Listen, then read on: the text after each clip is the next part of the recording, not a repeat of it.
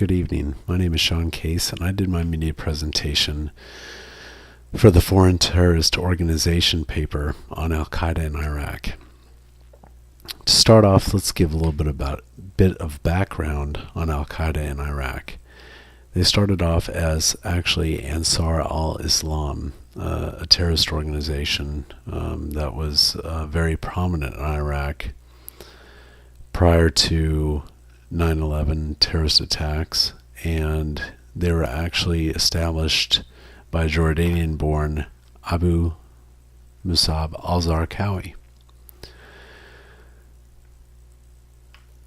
Now, the way that they got their name, Al-Qaeda in Iraq, was actually previously to 9/11 and the terrorist attacks. Osama bin Laden had been very angered about the U.S. presence in Saudi Arabia, his homeland, and actually in Afghanistan. After the 9/11 attacks, Al-Qaeda in Afghanistan was actually on the run, or either a lot of their cells were being destroyed. Osama bin Laden recognized the strength of Zarqawi and Ansar al-Islam, and actually Zarqawi put allegiance to Osama bin Laden, and the name Al-Qaeda was quote-unquote franchised in the country of Iraq. And from there, Zarqawi led Al-Qaeda in Iraq to many bombings and many other things that had been linked previously to 9/11 and to many American soldier fatalities in Iraq as well. Some of the methodologies and tactics that Al-Qaeda in Iraq used were murders. Those of being just a prime example were the Blackwater operative employees, the civilian employees that worked for Blackwater, providing security for many different aspects of the military. Most of them were former Navy SEALs and special operations from other branches such as the Army and the Marines. Of course, suicide bombers is a huge one. Actually, the culture in Iraq, it is very non-acceptable for a male to approach a female in public without her being accompanied by her husband or her father.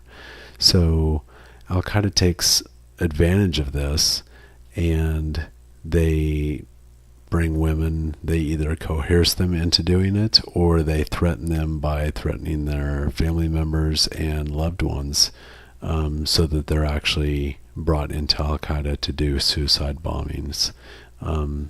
It's actually very disturbing, but they go forth with it, and many, the United States military has actually hired many females for security to actually pat down these women at certain checkpoints and everything to ensure that they're not letting in suicide bombers.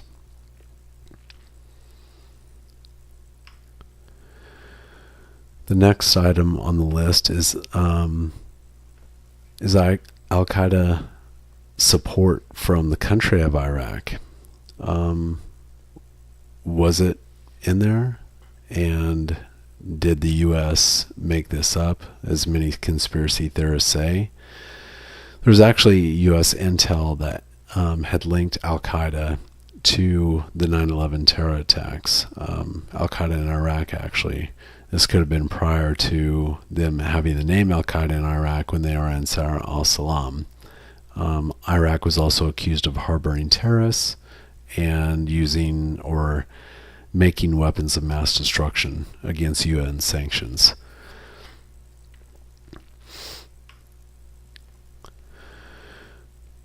Policy shifts in how they made the world different. Recently, we had seen in the news that there were 3 Navy SEALs that were going on trial for the mistreatment of a certain terrorist that was linked actually to the Blackwater operatives' hangings and mutilation of those Blackwater operatives' bodies. The prosecution in the United States government were making the case that it was brought on by for the SEALs actually to get back at the terrorists and in this way, and the United States government, including Defense Secretary Robert Gates, would not drop the charges against these 3 U.S. Navy SEALs. 2 of the cases were held in Iraq, and 1 was here in Dam Neck, Virginia, stateside. All 3 were acquitted based on the charges and everything, so their careers are saved.